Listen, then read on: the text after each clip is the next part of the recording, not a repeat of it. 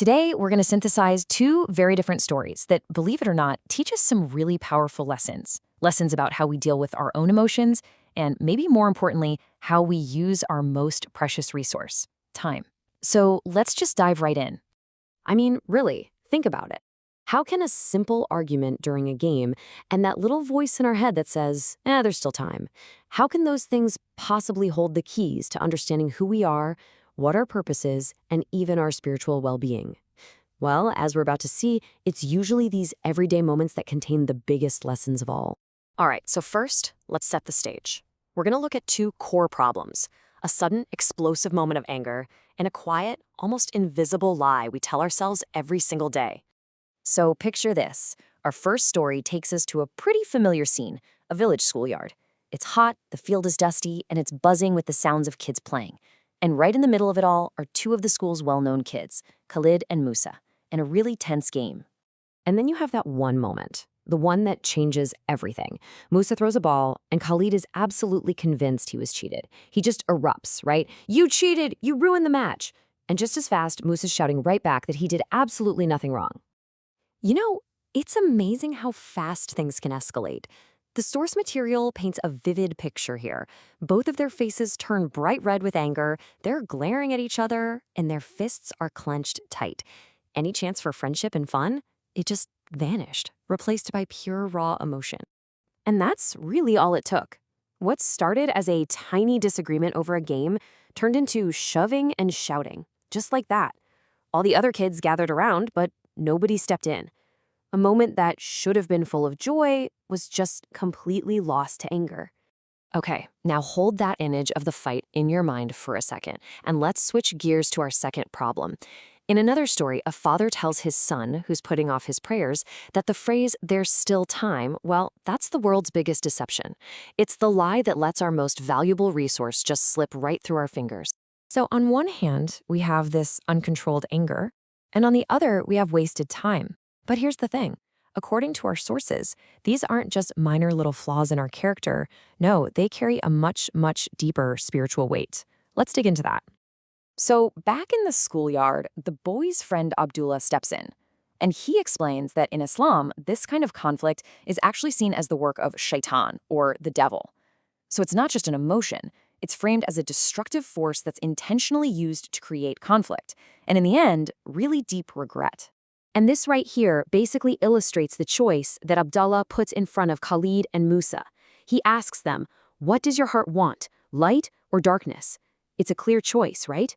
On one side, you've got anger, leading to conflict and regret. That's the darkness. And on the other, you have forgiveness, which brings peace and restores friendship. That's the light. Okay, now let's connect this all back to our second problem, time. The sources tell us something pretty profound, that on the day of judgment, every single person will have to answer 5 crucial questions about their life before they can move on. And get this, out of those 5 questions, 2 of them are specifically about time. Just let that sink in for a second.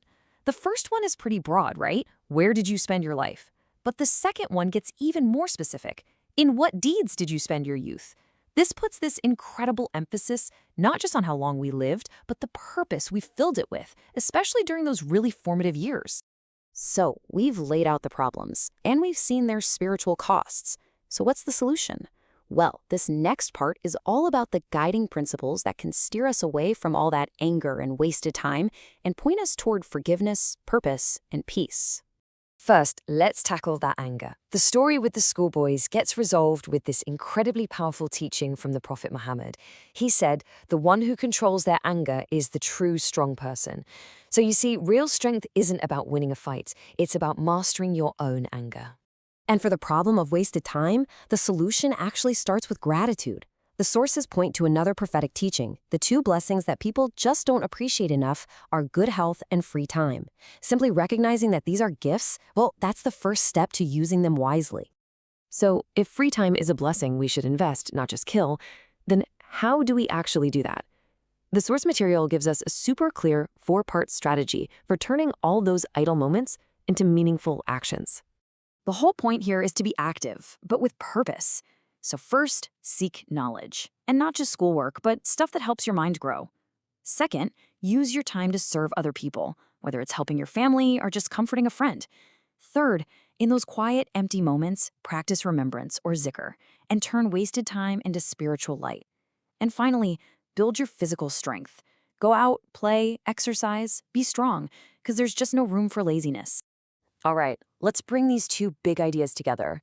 We've seen how a single moment of anger can totally destroy peace, and how moments of just doing nothing can squander a precious gift. When you boil it all down, it's really about how we value our character and our time. I love this metaphor from the source material. It's so simple, but so powerful. Time isn't something you can just save up in a bank account. It's constantly melting. And if you don't use it for something purposeful, it doesn't just wait for you. It's gone forever. And this is such a crucial takeaway. In the story, the father makes this so clear to his daughter. It's not enough to just sit around and avoid getting into trouble.